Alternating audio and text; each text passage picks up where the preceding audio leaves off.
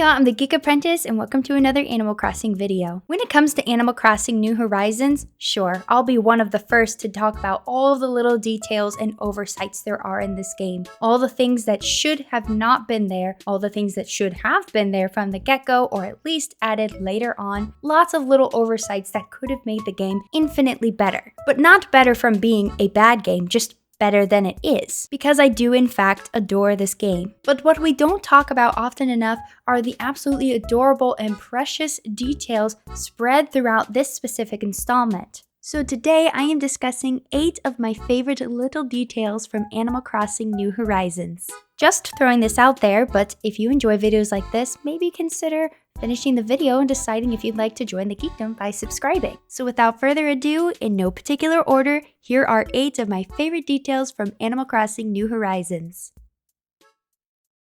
Wilbur and Orville. This was one of the very first awesome details I noticed upon first playing this game. The little dodo bird duo down at the airport bear the names Wilbur and Orville. Now, why is this significant? Well, if you know your aviation history, then you know that the Wright brothers, who are responsible for the first flight taking place in North Carolina years and years and years and years, many years ago, their first names were Wilbur and Orville. I think this was a creative and unique little detail given to us by the translation team at Nintendo, and I love it. The Able Sisters. If you have played previous installments, then you might be well aware that the Able Sisters do not just consist of Sable and Mabel, but also of a third sister, Label or Labelle. Okay, actually you probably do know that by only playing New Horizons, but you probably don't know about the family Feud. In previous games, it was hinted at that there was a third hedgehog sister who left the family business, didn't want to be a part of a small mom and pop shop, and wanted to be a big fashionista. In fact, in City Folk, you see her working at Gracie Grace's over in the city. Nevertheless, by the time we get to New Horizons, we see that that family feud has ended, the sisters all bond again, and in fact, Label or Labelle, I like to still call her Labelle personally, now makes frequent visits to her sister's island so that she can be with them and also do some fashionista research as she now no longer works for Gracie Grace, and we have no idea where Gracie Grace is, but has her own little business that is fully supported by her sisters and she supports them. I'm just saying, it's pretty impressive that they kept up with this. Villager instruments. Super small detail that's too cute for words. If you leave instruments out on your island, no matter what it is, if your villagers can get to them, you'll find them playing them every now and again. The best one being that they will full-on belt into the microphone if you put a microphone stand on your island. They sing anyway, but the fact that they're willing to do it into a microphone, just the cutest little detail.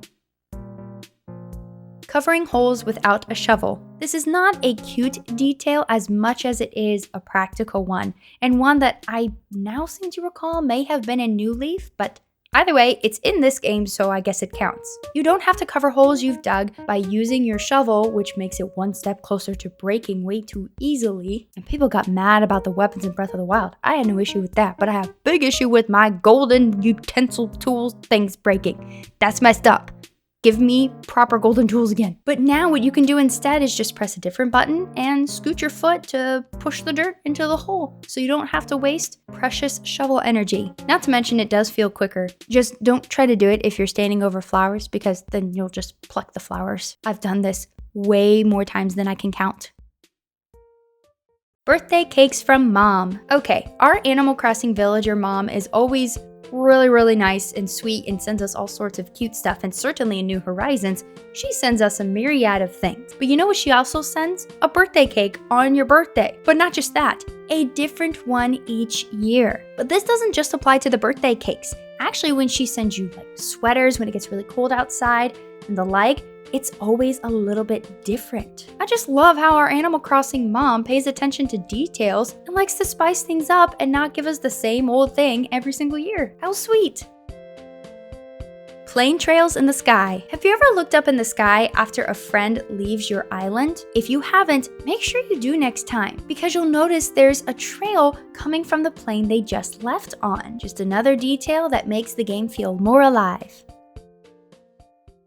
Villager activities. While I do believe there's a lot of room for our villagers to be doing way more on our island, they certainly do more than before. Whether it's singing, stretching, apparently shopping, researching flowers, fishing, catching bugs, talking to each other, playing instruments we've left out, there are so many things that your villager could be doing at any point throughout your island. I mean, think about it. It was kind of weird when they would just walk around. Now they feel like a big, real part of your island. Though, yes, they are just anthropomorphic animals. And once again, adding those details, just like with the plane trail, makes the world feel far more immersive.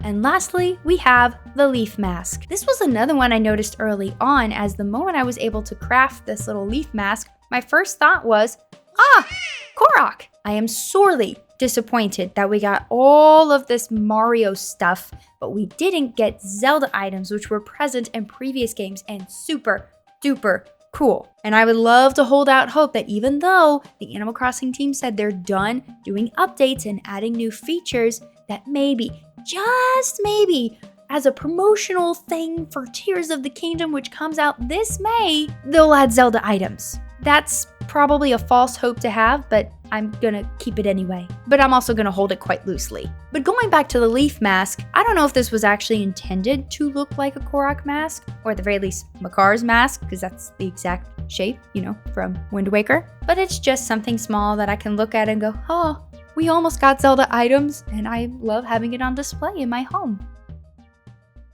So those were 10 adorable details from Animal Crossing that 1, you may not have ever noticed, and 2, are just personally my favorite. Because let's be honest, I'm not the first to make a video like this, I probably won't be the last, and it's probably a very real possibility that you've heard at least half of these things or know half of these things. But you didn't know they were some of my favorites.